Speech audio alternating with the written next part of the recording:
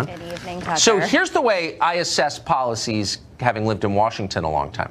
We don't know everything about the Green New Deal. We know some of the proposals. Name one proposal in the Green New Deal that you're aware of that would not increase the power of the Democratic Party. Well, the Democratic Party is a very big party, and right now, I don't know if you heard, there's a divide in the Democratic Party between those like Alexandria Ocasio-Cortez, who are not taking corporate money and oil money, and those like the establishment. You know, you just mentioned Joe Biden, perfect example, taking a lot of corporate money, big hedge fund money, and oil money. So there's a divide in the Democratic Party. I get it, but I'm talking about the policies. No, I just mean the policies. I know the party's got all kinds of problems. We rejoice in them every night.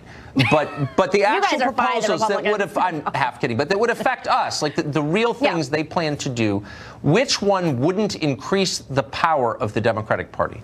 Well, that's essentially the point. The Democratic Party was the big business party. Now it's not going to be if more people like Alexandria Ocasio-Cortez are elected. So what the Green New Deal is essentially saying is that the costs of climate change, which we have to admit, there are costs associated with it, are not being put on everyday people, not being put on the people who are fleeing their homes, whose homes have been hurt in storms, whether it's hurricanes or tornadoes, or they're dispersed from their communities, but on the 1% who's extracting from these people and making money off of disaster. I'm going to just ask a third time. I'm just going to go ahead. No, I understand what the talking points are for the proposal. That's not a talking point. That's economics. But no. It's good for everybody. It's fair. It's equitable. It makes us more moral. I mean, I just heard Congresswoman Bartender explain all that.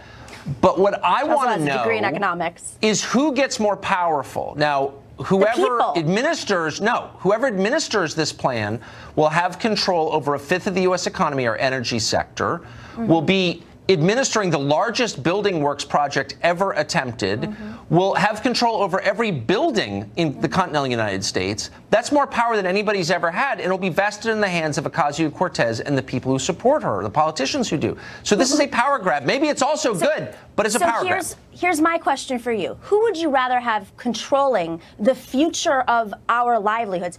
A bunch of big banks who right now are determining whether or not there's a jobs program, whether or not homes are built, or there's an infrastructure plan. They control most of Congress. Or would you rather have people, her campaign was people funded, controlling their future? I vote for the people. Okay, no, I'm familiar with the slogan. I'm familiar with the slogan, but if you believe that climate change is an existential problem for the planet, if it's going to end the planet in 12 years, which, by the way, is not science, it's religion, so we should drop that talking point because it's actually not supported. 98% of scientists disagree. If that's not 98% of scientists do not claim that the planet will end in 12 years. That's just not true. Well, it's going to be as a factual matter. I have Google. I checked it. But let me just ask you this. There would be, at the heart of the proposal, something that's good for the planet, but that does not make Ocasio-Cortez more powerful. But everything in this proposal that I've read would make the Democratic Party more powerful. So you can see why we'd be a little nervous about it, no? I think the Democratic Party is more nervous about Alexandria Ocasio-Cortez and future AOCs and Ayanna Presley's and Ilhan Omar's and Rashida Tlaib's and Ro Khanna's who ran people-funded campaigns. I think they're more concerned about that than handing over the wheel again to Donald Trump. So ultimately, when we're talking about solving climate change, it's going to take electing more people-funded politicians who represent the people and not the banks, whether you're Democrat or Republican. But if you're using climate change as a pretext for taking over the most basic decisions of my life, how big my toilet can be, whether I can have a wood stove, how many cars I can own, whether I can fly. These are the basic, no, I'm serious, these are the basic decisions. Then shouldn't you know something about the science?